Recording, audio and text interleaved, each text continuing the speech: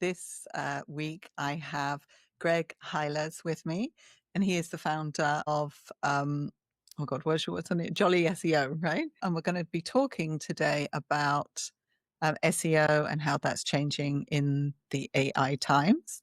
And we're also going to be chatting with Greg about general business and how he started his business. So, Greg, welcome to the show. Hey, And Ange, thanks so much for having me. you're welcome. Now, so Greg, just introduce yourself first of all. Sure. My name's Greg Heilers. In this context, like many of us, I started a small business. I have a co-founder named Morgan Taylor. We are friends since high school, Mm-hmm. so half our lives or more at this point, and we've been learning as we go. And so at this point, we have a crew of about 30 of us that serve clients in a particular subset of SEO, which is called offsite, meaning we do Right. outreach to other websites to get them to endorse your website. Okay. Okay. So how long have you been running that business now? This is going on 9 years Okay. with a pivot after the first 3 years and then an errant side quest for a couple of years in the middle there that we shut down as well. Oh, okay. When was that? Or just It was as our current uh, version of this company was taking off in 2019 and 2020, mm-hmm. we, like many agency owners, had the great idea to start a software as a service Okay. as a downsell. Yeah. And that sucked up about 2 years and a couple $100,000 of our lives. And then we thought, why don't we just do what we know how to do instead of Yeah. what we don't? So we shut that down and we just kept doing what we know how to do. Actually, that's interesting because I had the same. I did exactly the same. I started a copywriting agency. And then we became a full marketing agency, got people in-house to do web design, graphic design, all this kind of stuff. And then eventually just realized, okay, now we're the same as every other agency. There's no differentiator, right? So then pulled it back to just being copywriting again. So, okay, we're just known for copywriting and that's it. So that's Yeah, what we and do. well-intended people are always saying like, why didn't you just do X or Mm, Y? mm. And you're like, after you hear that 20 times, you're like, maybe we should, maybe that's what we're supposed to do. Yeah. I think the lesson there is always trust your gut, right? Yeah. Usually right, right. So how did you get into the business in the first place then? What were you doing before you started your business, and why did you decide that having your own business was the way to go as opposed to being employed? Right. Having a business, I either got all this white hair that's coming in from my kids or the business. So it's a great question. Why start a business? I'm answering in reverse, but at this point with like around 50 clients, I view it as security. You know, instead Mhm. of getting fired from my one and only job, a Mm, client, when they fire us, it doesn't feel good. It's still mm, scary because we have overhead now. mm, That's not mm. just me, Yes, but yes. at least it's not all the income gone. Yeah. But I guess why did I do it in the first place? Like every budding agency owner, I imagine kicking back on the beach and everyone else doing all the work for me with no stress in my life Hmm. Hmm. and a massive income. And crazy how that most of that just didn't happen yet. Uh, joking aside, I live in China, which you previewed, Mm, and when I first got here, I needed to use English as a skill. mm, Started editing translated stuff, mhm, and then realized that writers get paid better and had a more flexible schedule, mhm. and thought that I was an amazing writer. But unlike you, Ange, I didn't actually have great writing skill. I was a SEO content mill writer, if you remember Okay. those days, Yes. Yes. but didn't know it. I just thought that people loved my writing. I didn't realize what the purpose was. And so that was my first steps into SEO. I was Mm, totally ignorant, didn't realize what the purpose of the content was, Right. and slowly, baby stepped. Our first version of this company, piggybacking off of that freelance work, was as a Mhm. content agency. Right. And Okay. you know the trend in SEO Yes. wasn't long before that wasn't very valuable. Right. Okay.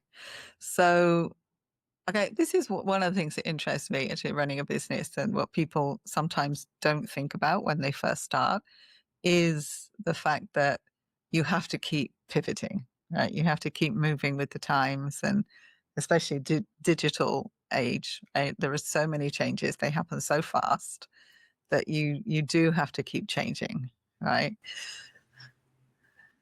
I think So, mm, I think every industry. I mm, know that sometimes it feels like what's happening to me is so unique and mm, special.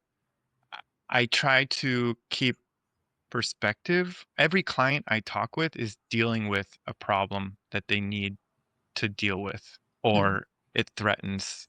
It's not always existential, that extreme, but enough of these problems pile up unaddressed and mm, it becomes that much. And mm, yeah, absolutely. If we hadn't changed with the times, and if we weren't changing right now, we're in an evolutionary bottleneck in the SEO mhm, industry. mm, mm, We won't exist in the next couple of years. And once we make it through this one, you know the deal. In mm. 3 or 4 years, or maybe not that long, if we're not that lucky, we better adapt again. Yeah. I think everyone's adapting now because AI is just changing so fast. So we'll talk about that, because that's really important. I think people are thinking about. I think a lot of people are thinking, "Will I have a job?" Right, in the future, because they're talking so much about how AI is going to take all the jobs. Will I have a job? And if they start their own business, that would be a solution, but you've still got the same issue there. If even if you start a business, you still got to keep moving, right, with that. But when you started your business, I'm just interested in how you started, and did you did you always know that you wanted to run a business, or did you get into it by accident? Did you have anybody that was running a business that inspired you, or was it completely, there was no history in your backstory of anybody in your family running a business? Zero that I'm aware of. I mean, my family came to the United States and after digging canals, got farmland, uh, and on the other side, well, I shouldn't say zero. On the other side, there was a barber who ran his own Okay. barber shop. Okay. And before that, his wife's father was a cobbler. So Mm, pretty typical immigrant businesses to mm, run in the United States history. Anyhow, mhm. it is a business, Yeah. but Sure. it's a Mm. business that one person can execute. Yeah. So that's why I Solopreneur. guess I shook my head. No scaled business that I'm aware of. Okay. Okay. So how did it start for you then? Why did you decide to take that leap? And were you employed before that?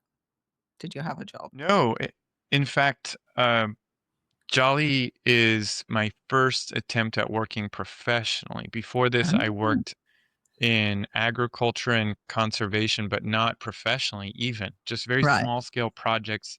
I spent all my 20s traveling around working in little projects here and there. Very Mm. gratifying, not making money.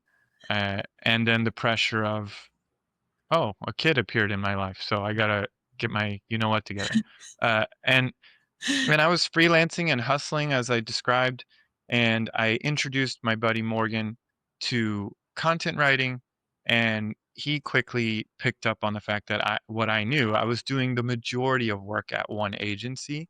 Mhm. And he said, "Well, what if we just pitch them on doing all of it so they don't have to manage the Mhm. other 10 people since you're already doing 80% or Right. something like that? Why don't we just do it all?"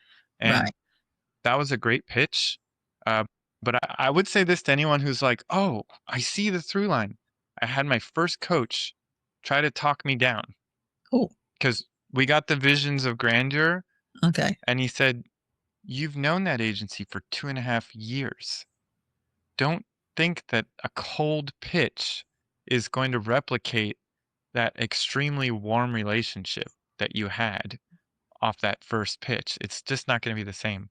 Uh-huh. Uh, it was years and later until I understood what he was trying to tell me. So I guess maybe the listener won't be able to soak this in, but it's much easier to pitch people that you're already working with than it is Mhm. a complete and total stranger.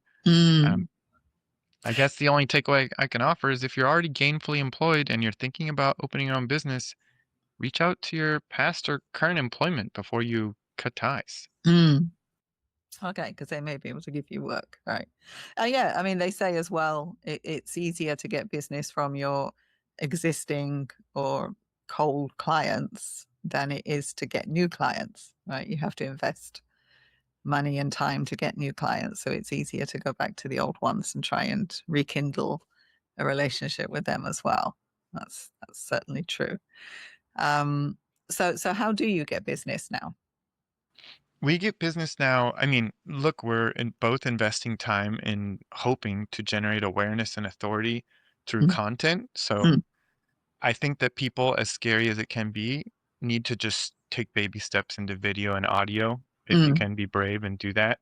Yeah. Most people like to consume video and audio these days. I still think LinkedIn is a good outreach platform. You have to Mhm. work on your positioning, Mm. but a connection request with a text accompanying it, I'm still blown away how many people send them without even a message. But Yeah. a message accompanying it, it goes a long way. We Mm. don't get bad response rate to that. Yeah. And then the last one that I think is really valuable is engaging in communities that are in or adjacent to the type Mm. of work you Mm. do or the type of clients you want to serve. So Yes. it's a lot of different possibilities within all that. Mm. But engaging is just commenting on other people's posts, not promotionally, and Yeah. eventually working your way up to a respected enough member to make a post of value that other people see. And soon enough, Mm. you'll find people associate your name with someone who knows something about what you offer. Mm. Yeah. And then you get recommendations there. Yeah. Yeah, that was how I started my business actually. First, when I very first started was um because when I started in Singapore, there weren't many copywriters here. And but there were a lot of design agencies, a lot of graphic design agencies. So I just contacted design agencies, knowing that most of them didn't have copy in house, right? And then they were just relying on the customer to write the copy. So that's where I got my first jobs, was through partnerships with them. But the issue with that though sometimes is you're not in control of your own cash flow as well, because you have to wait for them to get paid, for them to pay you. Right. And then Yeah, sometimes the client is slow at paying. At least if it's your client, you're in control of how you ask for the cash and whether you're deciding, right, I'm going to burn my bridges with this client, but I want my cash now. Right. Or, you know, you've set the expectations up with the client at the start. This is how I expect this to go. So your cash flow is working better. Right. totally. Pros and cons to working with an agency. I say that as an agency owner, you nailed it. Whenever we can, transparently, we structure our contract with our contractors that we appreciate all the work you're doing. You're going to get paid when the client pays, Yeah. and that is a total downside. In Mm. addition to, we all know agencies need to make our money too. Yeah. Got to pay the support staff, and hopefully the Exactly. owners at the end of the day make a little money too. So Yeah. I totally understand that the dynamic that has a few unsavourable Yeah. aspects. I mean, I freelanced for a half a decade Yeah. before and while this was taking off. I get it. I just used to look at, because it started off like 80% of my clients were agencies and 20% were my own individual clients. And then when I reversed that, so it's 80% my own clients and 20% the agencies, that work from the agencies just became a bonus that I didn't have to do any work for. It would just come as and when. But I Yeah. was getting enough work from the clients to sustain. What's funny is I don't know if this is useful to someone who's starting to build an agency or a Mhm. business model with contractors. Mm. For my business partner and other people who haven't freelanced like you did, Mm, they struggle to understand this dynamic you just described. okay. I try to explain to them when a contractor disappears. I try Yeah. to explain like we're number 6 on their roster right now. That's what it means. We're their bonus work, and if they Yeah. don't feel like doing it, they're not gonna do it. If they Yeah. have a direct client that's paying them well with r urgent deadlines, and every time they finish the deadline, they get another great paying project, Mm, well, why are they gonna prioritize us? Because yeah. we're always here, ready for them when they wanna return to us. It's very much akin to romantic, like, side piece kind of, dynamic, unfortunately. That's the only way I've thought to explain it to them because 'cause they're all stuck in, like, an employment. Like, "Why don't they just do Yes, what I'm asking them to do you when I," and do. I'm like, Yeah. "Because they're their own business. They're not our employee. We are their client." Yeah. That's the dynamic. And another thing about that is, it comes down to how you're treated as well. So I always find Sure. that the clients that treat me well, they're on the top of the list when things need to be done. That's the priority, right? Those that are they can be quite nasty sometimes, right? Or they expect so much for so little, right? It's this dynamic of again 80-20 Pareto principle rule, right? Of the 80% of the customers, um, or 20% of customers taking up 80% of your time, right? Yeah. So it's so it's how you have the relationship with a client as well will determine how quick you get served, right? Totally. Yeah. So okay, so we've talked about your business and how that started and pivoting and stuff. I'm just interested now, like you say, so how did that grow over time? And were there any concerns around that as you were growing it? Yeah, of course. You mentioned the Pareto principle. Another one I really like is the Peter principle, and I've learned this one uh, through trial and error. And the Peter principle is giving the most generous interpretation to people and their growth trajectories. Mm, It's a situation we've encountered time and again where we promote or we ask someone to do a role mm, that's different from what they were just doing an absolutely amazing job at. right. And maybe they even do well at the next thing. Mm, And then the example that I read was like a bookkeeper who excels. And then you uh-huh, ask them to be an accountant and they excel. And then CPA and then a mm, financial manager mm, and then maybe the director and then maybe the CFO. But mm, at one stage or another, they just fall apart and are a disaster. And you say, what happened to this person? Like, why do they suck? They used to be amazing. And yeah. it just so happens that they are amazing at the thing that you took them out of, and Yes. they're not qualified for the thing that you put them into. And Yes. boy, Yeah. have we made that mistake. And I did too. it ruins the relationship in my experience. I Yeah. don't know if there's going back from it. We've Yeah. burned bridges unintentionally. Right. There's one gentleman I can recall who, at least face to face, genuinely no hard feelings, totally understood that we accidentally, over a period of time, raised his income and put him in a position so far outside the scope of what he could do that we didn't Okay. know how to walk back from the situation and we had to Okay. say bye. And we've made Oh, that mistake at least 3 times now. right. I'm not the brightest, so I didn't learn the first time or the second time, but I hope I've learned the third time. And unfortunately, with the other two, I think we just ruined it. I think we ruined it, and I Oh. think those people don't like us, and that's Oh, the hard no. part about running Yeah. a business. Yeah. Sometimes people don't like you, and it is my fault. It's not not oh people don't like me because they don't Yeah. understand me. It's because I screwed up. Yeah. But also, I mean, it's understandable because unless you know psychology and stuff like that, that's really hard to actually manage people, right? And I had the same, was I swear to God, this is true. I did not know that not everyone was like me. I thought Oh gosh, everyone was right? the same. That was how bad Yeah. I was. Right?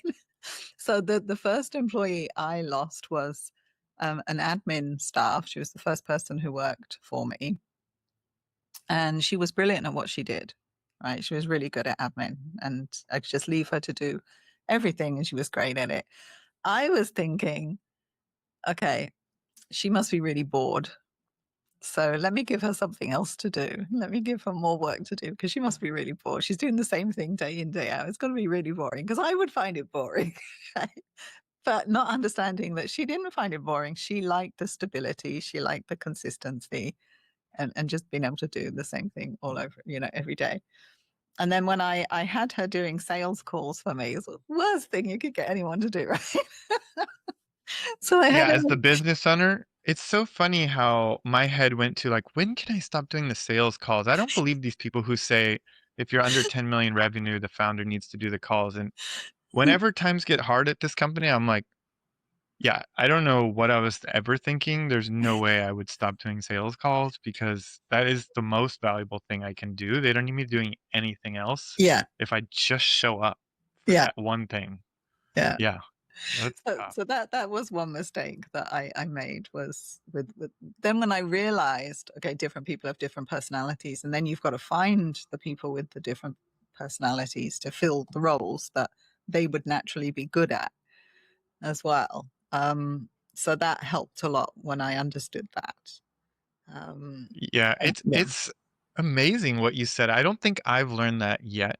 I have yeah, this wonderful, really delightful lady named Joyce on the team right now, and I told her once, I was like, you're sick, you know that, right? Because I asked her, "Are you sure you don't mind sorting out?" It was hundreds and hundreds of rows of financial data from an entire year yeah. of this one niche data point. And she's like, "Oh, I love doing this stuff." And I was like, I just Yeah. have such a hard time believing you right now, but like, I'm so glad you're here because that is not me. I'm just Yeah. so grateful. And there are people that will do that. So I have a VA. She's based in Canada, and it's the same. She does my bookkeeping for me, and she'll weed through all of the, send me this receipt, this invoice, whatever, and she'll go through it and all of this in great detail, real attention to detail. That is just not what I'm good at all. I'm just would not be able to sort out all of that by myself. So Perks of having her being there, a business owner, right? I yeah, mean, you partially it's delegating what is not worth the company's paying yeah, you to do. And yes. partially as the business owner, you get to add a little subjective decision making in terms of I just really don't want to do this thing day to day. And maybe it is worth them to pay me, but maybe we could just pay someone else to do Yeah, this one. yeah. I think that's the thing, and just be, just have people doing what they're good at, and you don't force people to do things that they're not because you find out. Like I did that at the beginning when I very first started hiring people, especially writers and editors. Was I thought I could train them, and then I realized no, that's not going to work, or it's just heartbreaking. It's just it takes so long, and you end up paying them for you to train them, if you know what I mean, right? And when I realized that if I just hired someone that could do it and pay more, but hire someone that could do it, that changed everything. Life just became so much easier because I had the right people doing the right things at the right time. And that became so much easier than trying to train somebody who wasn't trained in the job to do it. Yep. I'm very grateful for all the people who work with us. And I I keep trying to explain to them what their role is to me personally, Uh-huh. where sometimes a lot of the people have transparent views. Well, I should say a select few have transparent view into business health. And Mm, look, I'm not one of the software or AI companies that are like rocket ships straight up into the right forever mm, kind of valuation stuff. It's a yeah. real business that's bootstrapped, and sometimes we're doing Yes. great, and sometimes it's really Yeah. tight. And Yeah. when it gets really tight and people get a little nervous, I'm like, yes, true. And just remember that if personally, if I lost you, I'd be rewinding like 3 to 4 years of my life because I Mm, can do your work if we're really having a frank conversation. mm, But I don't Don't want want to to. go back there. I really want this to work. So trust me, I'm doing everything I can Yeah. to make sure that I keep moving forward with my own life. Yeah. And it's Mm. not probably I'm not the best communicator. It's probably not the right approach, but just to try to explain like how grateful I am for Yeah. their presence day to day is that's one way I've come to Yes. think of it. Yeah. That's good to have them be appreciated for what they do.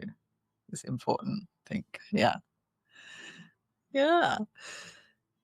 Okay. So what's happening? Sorry, I had an alarm, so I hope you can uh, cut that out. no, I didn't hear anything. Didn't hear. Glad. Okay. So let's move on now to SEO, right? That's what we're here to talk about. So just explain for anyone who doesn't know what SEO is, can you explain that first? Okay, so search is changing a lot right now. Yeah. But if you think of SEO as either a triangle or at least two-sided, there's what's on your website. Mm-hmm. We, if you think of it as a triangle, one corner over here would be the words on your website. A lot Mm-hmm. of what you did, Ange, I imagine, is Yeah. the actual words on your website. Mm. The other corner up here would be the technical or the architecture, the organization of it, we could say. Right. This involves like internal links, meta descriptions, schema, all these things. And Mm. then the other corner over here, which is what we specialize in, is offsite. Yeah. This is, as I mentioned at the beginning, Yeah. how other websites refer to your website, and the quality of those websites is Mm. particularly what we focus on. Mm-hmm. And typically in SEO, that was a backlink. Yes. For all of us consumers, that's Mm. the blue words with the underline that you click on to go to another website. So Yeah. that's SEO in a nutshell is this quote unquote, if you could achieve the trifecta of fully optimized on-site content Mm-hmm. related to your optimized, meaning it's all the words related to your business and service that actually matter to your business and service and nothing else, not a Mm-hmm. bunch of garbage. Mm. Uh, it's is it all organized properly, and properly meaning for Google to Mm-hmm. crawl it, and these Mm. days ChatGPT to Mm-hmm. crawl it. Mm. And then finally, what are your endorsements offsite? And I definitely could dive into the backlink side and keep Mm. going a little on the other two, but that is search up until a year ago. And then, of Right. course, like all of our industries, AI has come in, not only changing the value of the labor that we Mm. do, but also the value of the product, Mm-hmm. because the way that consumers use search is changing and it's now becoming either Google AI or Google AI mode or ChatGPT and so on. So Mm. Mm. it's definitely a changing landscape, but Mm. that's brings us to today at least. Yeah. Because I know that a lot of people now are, I mean, because it's changing how I notice now when I search on Google, right? I never even look at the listings below. It's Yeah. So what what do that, you that look at? AI part, huh? You look at the AI mode, the AI Yeah. overview. Yeah. And I look at that and I get the information there. Like, okay, right. I found out what I need to know. Right. So then I never look at the listings below. And like people could be doing paid Google ads and they won't be seen. Right. So it's changing. Even Google ads is changing in that sense. And then I had a client come to me and he turned up on my calendar. He booked himself in to have a meeting with me. And I didn't recognize his name. It wasn't someone I had been chatting with on LinkedIn or anything. And when he got onto the call, I asked him, how did you find me? And he said, oh, I asked ChatGPT who was the best copywriter in Singapore, and your name came up. And I was like, A win, take it. yeah. But he used ChatGPT. He didn't use Google. So people are searching there as well now, right? So that's changing as Absolutely. well. Mm. Yeah, it's still ChatGPT is still in some cases a very surprisingly small minority But Mm, in other cases, I mean, larger websites are getting 50,000 plus visits a month mm, from ChatGPT. So it just mm, kind of depends mm. its significance to you in terms of Okay. scale. But you can, as a user, anytime you use ChatGPT, you can Mm, ask it to give citations for mm. the information Yeah. that it's showing you. And Yeah. that is where, if you were someone who worked in search, you'd be looking at, okay, what information is it looking at to Mm, provide this result for this mm. question? Yeah. And that is where, as SEO means search engine optimization. So that is where you would go begin your optimizing work. You would either try to be more like what's being cited, or just try to get into what's being cited, Mm, or you could try to influence what's being cited, meaning hoping ChatGPT will pick something else if mm, you outposition that. So there's different mm. strategies for optimizing Right. for it, but it is definitely front of mind for any of us that want to, back to the start of our conversation, Mm. have our businesses adapt to the changing landscape. Yeah. Yeah. So what should business owners be thinking about now in terms of SEO? What should they be So doing? there's a lot going on. I'll start with one that seems a little far out there, but is not that far into the future. Mm, In that, mm, for the past 6 months, I've been asking on our podcast, I've been asking SEOs, so when are we going to start writing our website content, organizing our pages for AI agent? But I was thinking of it wrong. I was thinking of AI search engine crawlers, just like we mm, do for Google. mm, But I kind of missed the mark because on a podcast recording in January, a guest said, "Oh, we're already there. We need to start writing our pages for AI agent shoppers." As you may have experienced, and I think when we met, Ange, you were mm, already showing me some out of the box solutions for AI mm. agents that can Yeah. work for you. Well, pretty soon on a personal level, and certainly on a business level, we're going to have AI agents going out there and at least doing research for us, if Mm, not actually purchasing for us. right. So, as B2B business owners, we need to be thinking in the near future, it's really coming, about how to sure have a website humans can read and Mm, humans want to convert on, book a call, buy now, mm, but also something that AI agents, not just the search engines, but agents can right. read and take action on. So that Okay. sounds far out there in the future, but it's coming. And maybe we want to get into more practical, like today, search engine optimization as So well. so that's sort of becoming full circle in a way, because I think when SEO first started, there was such a focus on the SEO part of the optimization part of it, and it's to the point where text wasn't so readable for the human, right? Then is Google saying no, write for the human, right? Write for the human, and then Google became so smart at understanding what the context was that the exact words weren't necessary anymore, right? That they could, if they saw one word, they'd understand another, a similar word would have the same meaning.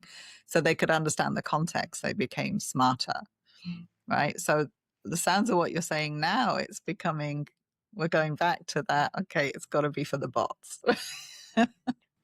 There's so many examples of this, Ange. Like, you've been in internet marketing long enough to have heard online reputation management, Yeah, probably to have seen it come and go, yeah, right? It's back though. There's so yeah, many things that you would say. I've been using the phrase "what's old is new again" every week, if not every day lately. There's so many, we could give endless examples, but as a business owner, I just explained briefly. If a search query is important to you, who's the best copywriter in Singapore? Run yeah, that query in ChatGPT or Google. yeah. Look at all the citations and manage your reputation. If you're being trash talked by ChatGPT or Google because they're citing someone, I'll give you an example for us. Right. I asked, is Jolly SEO a good link building agency? Well, part of the answer initially, not today, was that we don't have transparent pricing on our website, Mm-hmm. and which is not true, and that we have a poor uh, rating on. It was a website I'd never heard of that made a profile for us, and Mhm. because we never filled out a profile that I Mm. never knew existed, Right. they Yeah. gave us a low score, and that was influencing Ooh, ChatGPT. So what okay. did I need to do? Well, the reason it said our pricing wasn't transparent was because someone else wrote a listicle, very common. Right. It's where numbered 1 through X, they Yeah. list best X. So in our Right. case, best link building agency, we were number 16. Thanks so much to whoever wrote that. And they said that we don't have transparent pricing. So I had to reach out to them and say, excuse me, that's not true. Could you please Uh-huh. update the article on your website? Because Yeah. our pricing is listed on our website. So that would be appreciated if Mm. you made it factually correct. Right. Uh, in that case, they didn't respond to me. So that's still showing up there Oh, wow. as Okay. influencing it. It's got pulled neutral because the other example and a few others I'm not gonna waste our time on, I logged in, flushed out the profile, reached out to that directory owner and said, "What can I do to raise it from the now neutral to positive?" In this case, it's basically extortion. They're like, "Well, if you write a couple free articles and put a bunch of content on your profile, then you'll have a positive." And I was like, you know what? And just I'm leaving that one to be. Okay. And in that case, Right. I'd go back to the other strategy I mentioned. Maybe just try to outposition them because I don't Right. want to help them out any more than we already Yeah. are. So Yeah. online reputation management, I don't know what we're calling it, chat Mm. GPT reputation management, whatever you want to call it, but that's another one. There's a Yeah. lot of the old playbooks are getting dusted off and Oh, they're totally okay. relevant today. Yeah. I mean, I think people understand, most people understand that you've got to be careful with what comes out of ChatGPT because it's not always factually correct anyway. Like I wrote an article once where for a client and they wanted sources cited. So I asked it to give me the sources of what it was doing. And so on the first run through, and I said, can you provide the sources for this? And then they made up some sources. It's just completely made up. When I went to check Of it out, course. it Yeah. was just nothing. And then when I said another time, well, what's the source for this? Oh, there's no source. I just made it up. Right. Mm. It was and it literally told me, I've just made this up. It's like, okay, glad I asked. I Now can mean, you if give we're me being something true? honest, Hmm. Google wasn't much better and still to some extent isn't because even though, your AI overview that you reference these days, it's Yeah. still populated by this underlying source material. Mm. And that source material is also in many cases just made up. Oh, It's a okay. third-party website that can write whatever they want. I can write Yes. an article that says Jolly SEO doesn't have transparent pricing, Yeah. even though we do, Yeah, it's and true. Google can just Yeah. say or ChatGPT can say that we don't have transparent pricing. I mean, it's just the way the internet works right now. Right.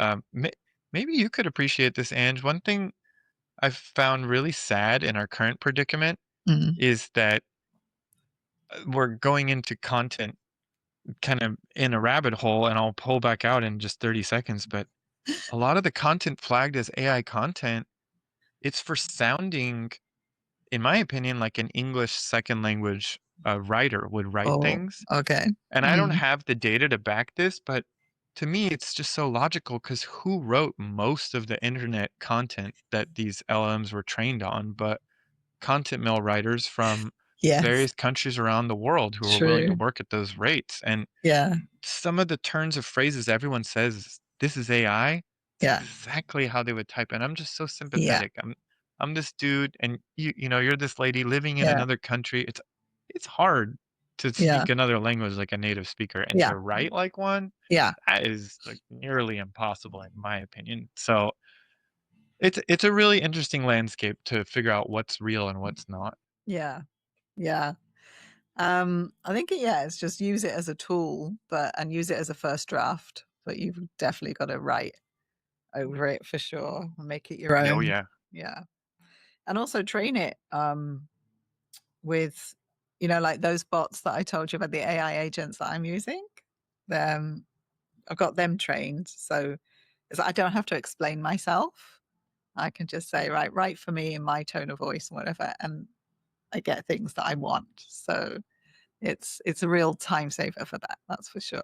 So there's good and bad, right, in everything, right? There's always things you have to balance Totally. out. Mm. Totally. I think when we met, I'd love to share this quote again. I think I said the co-founder and CTO of HubSpot, this guy Dharmesh Shah, he said that AI is basically an intern with a PhD in everything. And I really liked how he put that Yeah, because it does come with some amazing insights at times.